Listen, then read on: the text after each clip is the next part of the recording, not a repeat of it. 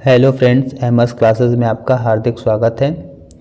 आज की इस वीडियो में हम लोग सीखेंगे विद्युत मोटर के बारे में। विद्युत मोटर के कार्य का सिद्धांत क्या होता है और विद्युत मोटर होता क्या है उसके बारे में हम लोग सीखेंगे और समझेंगे। तो बिल्कुल टाइम वेस्ट न करते हुए हम लोग चलते हैं और देखते हैं कि विद्युत मोटर क्या होता है। विद्युत मोटर एक ऐसा विद्युत उपकरण है जो विद्युत ऊर्जा को यांत्रिक ऊर्जा में परिवर्तित करता है। इसका कार्य सिद्धांत उस तथ्य पर आधारित है कि जब कोई, यहां से याद करना आप, जब कोई धारावाही चालक किसी चुंबकीय क्षेत्र में रखा जाता है तो उस चालक पर एक चुंबकीय बल कार्य करता है जिससे चालक गति करने लगता है। जिससे चालक क्या करने लगता है? गति करने लगता है। जब किसी कुंडली को चुंबकीय क्षेत्र के बीच रखा जाता है तो उसमें विद्युत धारा प्रवाहित की जाती है। तो कुंडली की दोनों भुजाओं में धारा की दिशा परस्पर विपरीत होती है। परस्पर कैसी होती है? विपरीत होती है। चुंबकीय क्षेत्र के प्रभाव से कुंडली की एक भुजा पर बल ऊपर की ओर तथा दूसरी भुजा पर बल नीचे की ओर लगता है। ये दोनों बल मिलकर कुंडली को घुमाने का प्रयास करते हैं। परिणाम स्वरूप कुंडली घूर्णन गति करने लगती है। कुंडली कैसी गति करने लगती है? घूर्णन गति करने लगती है। आगे हम देखेंगे,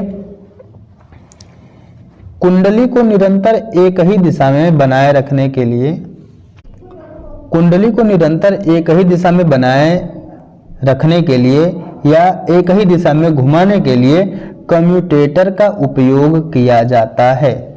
कम्यूटेटर प्रत्येक आधे घूर्णन के बाद कुंडली में धारा की दिशा बदल देता है जिससे कुंडली पर लगने वाले बलों की दिशा बनी रहती है। कुंडली लगातार क्या करती है? घूमती रहती है। इसके बाद क्या होता है? चालक पर लगने वाले बल की दिशा ज्ञात करने के लिए फ्लेमिंग के बाएं हाथ के नियम का प्रयोग किया जाता है। इस नियम के अनुसार क्या होता है? यदि बाएं हाथ की पहली उंगली चुंबकीय क्षेत्र की दिशा, अंगूठा चालक की गति की दिशा तथा मध्य उंगली धारा की दिशा दर्शाए तो तीनों परस्पर कैसे होते हैं? लंबवत होते हैं। मैंने आपको बताया है तरीका इसका, FBI यानी फुल बेवकूफ इंसान। F का मतलब क्या होता है? फोर्स यानी बल। B का मतलब क्या होता है? चुंबकीय क्षेत्र की दिशा। I का मतलब होता है इलेक्ट्रिक करंट। इसके बाद इस प्रकार क्या होता है? स्पष्ट है कि विद्युत मोटर का कार्य सिद्धांत चुंबकीय क्षेत्र में धारावाही चालक पर लगने वाले बल पर आधारित है जिसके कारण कुंडली घूमती है और विद्युत धारा या विद्युत ऊर्जा यांत्रिक ऊर्जा में परिवर्तित हो जाती है। यही था आपका जनरेटर। चीजें क्लियर हैं? तो ऐसी अगर वीडियो चाहिए तो आप बिल्कुल लाइक, कमेंट, शेयर बिल्कुल करते रहें। आज के लिए धन्यवाद।